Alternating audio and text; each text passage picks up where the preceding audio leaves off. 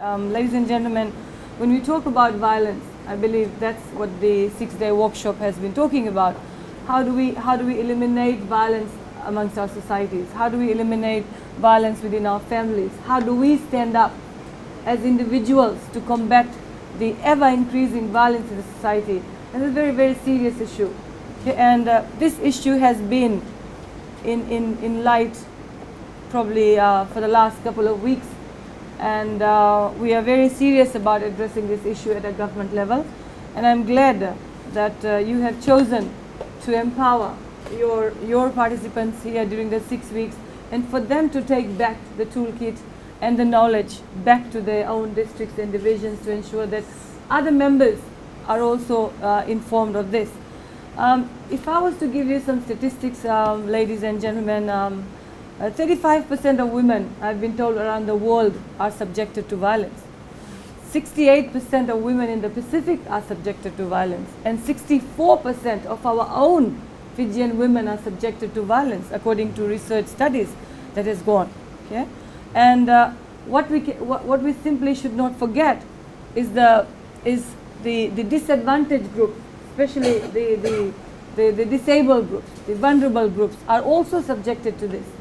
And I'm sure your workshop has brought to light a lot of experiences that you have shared. And of course, you are also aware of what's happening at the ground level. And you will agree with me that it's a very serious issue, and we will have to work together.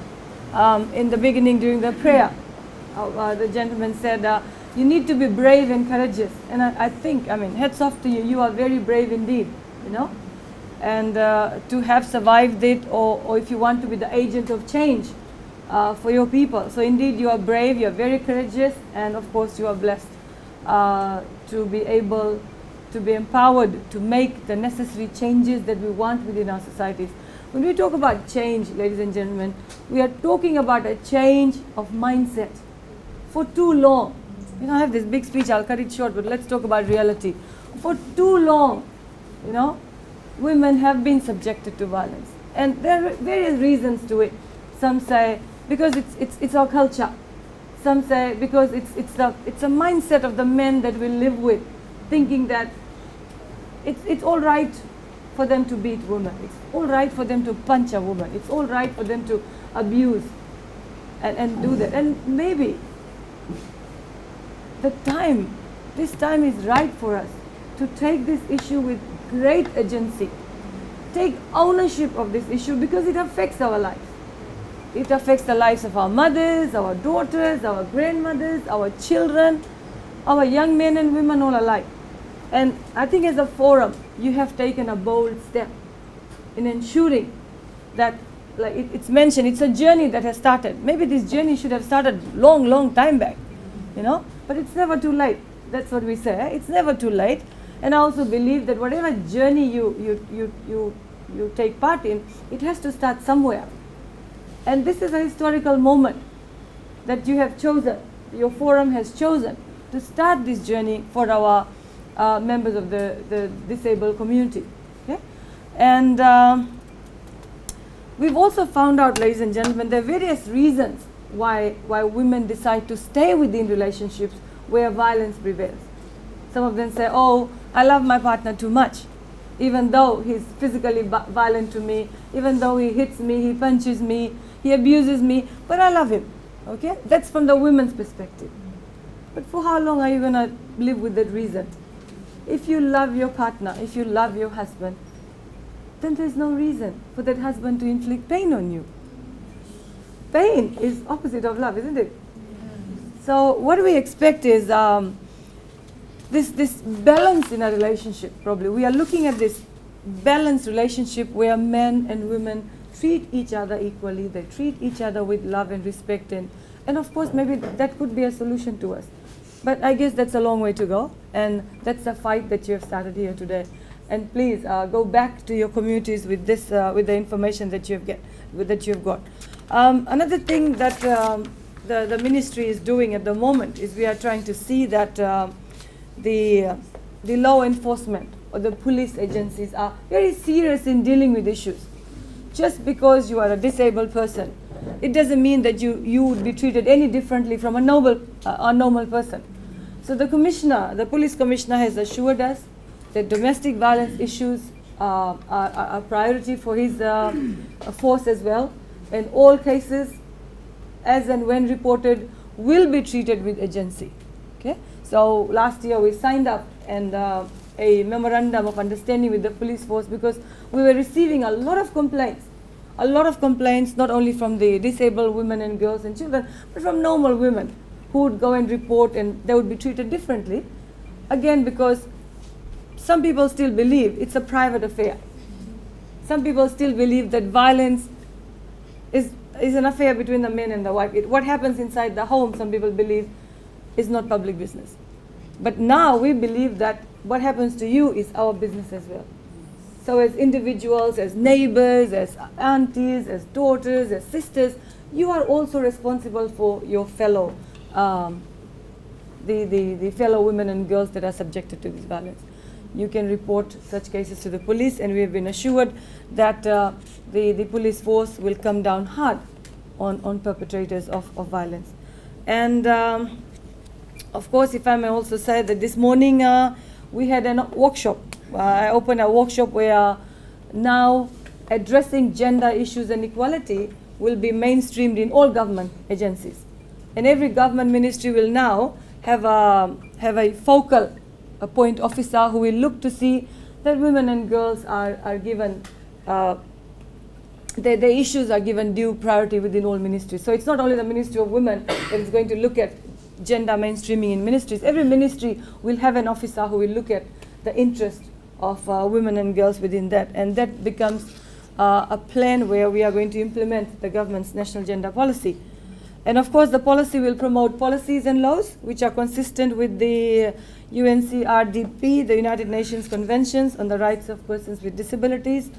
And through this policy, as a ministry, as a government, we are encouraging agencies to promote access to all services and amenities in Fiji to ensure that workplaces and other initiatives are compliant. And of course, next week we have the Ministry for Health.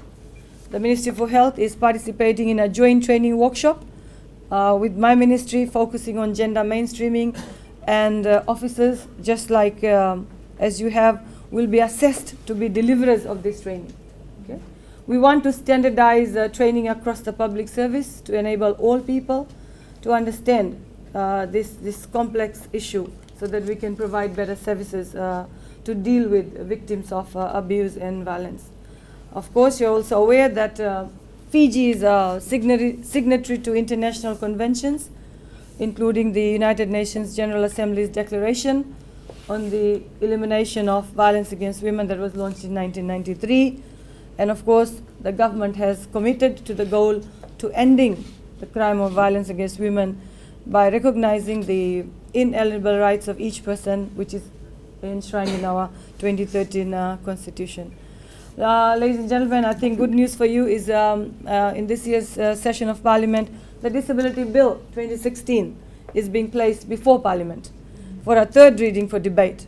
And this bill is indicative of the alignment to progress of making disability visible in the social aspect. Good news, huh? Thank you.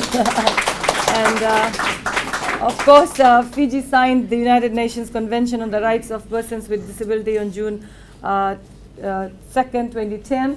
And this is a long, long awaited bill, and I'm glad that it has come to this stage now. So your journey is slowly going the right way. Okay, and ladies and gentlemen, the convention represents a clear-cut developments for persons with disabilities, articulating the equal and responsive human rights in all fundamental aspects to promote dignity for all persons living with disability. And in government's commitment to the signing of the Convention on the Rights for Persons Living with Disabilities in 2010, we had to ensure that the domestic disability legislations must be aligned to the international conventions. And emphasizing on the importance of mainstreaming disability issues in all integral part of developments in Fiji has largely been invisible. Of course, you'd agree with me, and I would also agree that Fijians living with disability have lacked access to certain rights like rights to education, employment, livelihood opportunities, and of course, rather having limited access to support service. So this bill, I think, is welcomed by all and definitely welcomed by your forum, and it will augur well for us all. And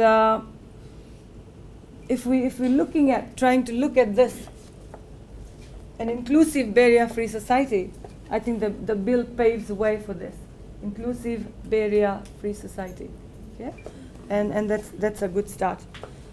Ladies and gentlemen, I mean, if we look at the work that we do at the ministry, sometimes we receive heartbreaking stories about people living with disabilities subjected to violence, denied employment opportunities, having problems in accessing services and stuff.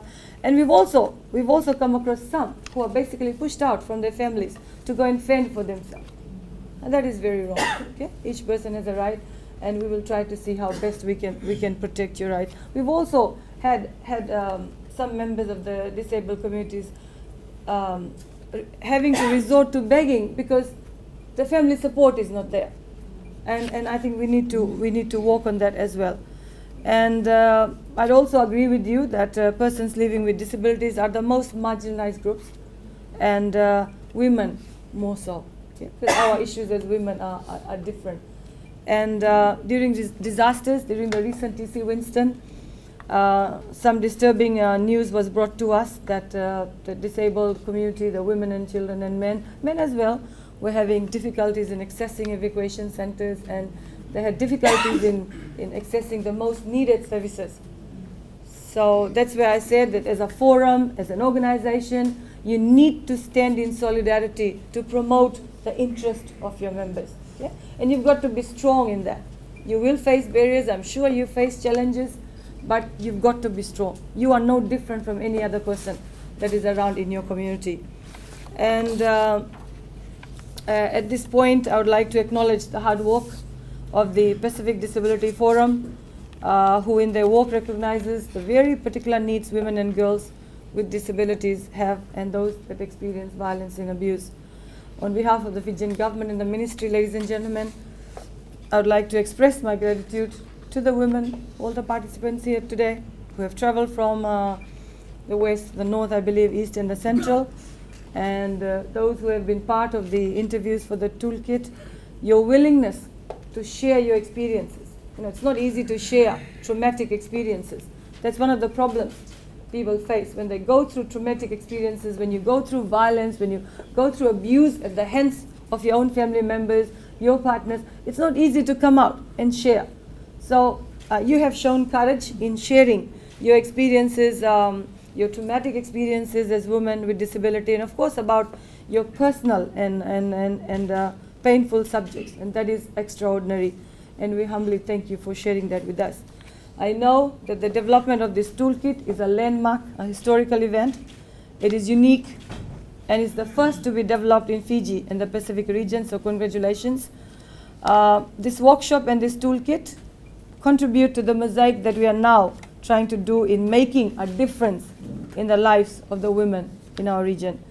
I'm proud to say it is an innovation that will inspire others to embark on further work to change the mindset. Like I've mentioned, it's all about mindset.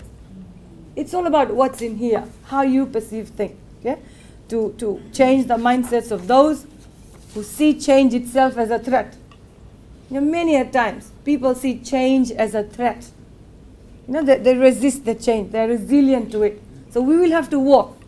We will have to penetrate barriers. We'll have to overcome challenges to bring about the change in the minds of people on any issue, and as such a serious issue, violence against women and girls. And these are the mindsets that we need to leave behind. Okay? We need to leave these mindsets behind so that the coming generation, you and I, our children, our grandchildren, live in a society where they are not judged about their abilities or their inabilities. Okay? Where we can promote an inclusive and a barrier-free society for all. And I think we've already talked about the toolkit, and I know the EVO task force, and those, the EVO organization, Elimination of Violence Against Women organizations.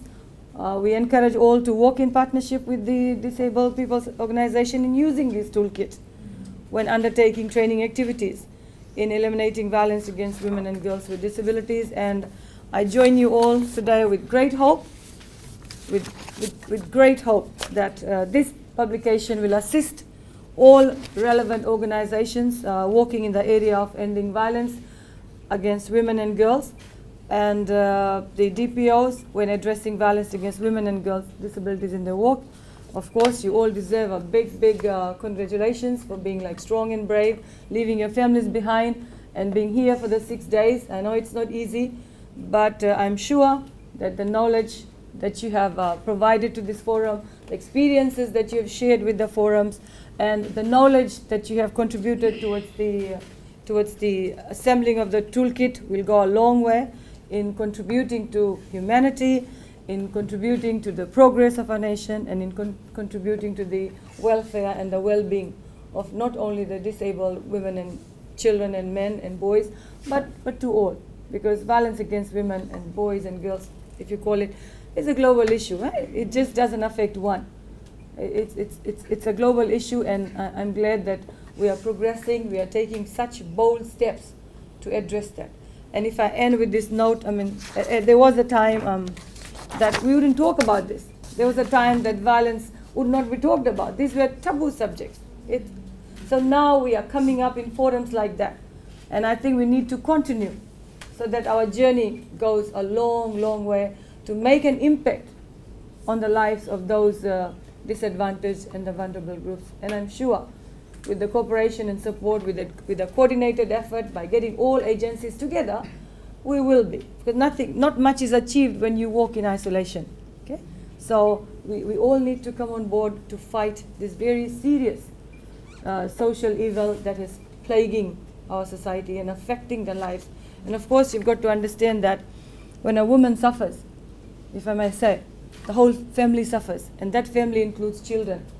And we want to protect our children as well. So it has to be a coordinated effort, a family effort where everybody needs to come on board. Families, the community, the NGO sector, the faith-based organizations, they play a very important role as well. Eh?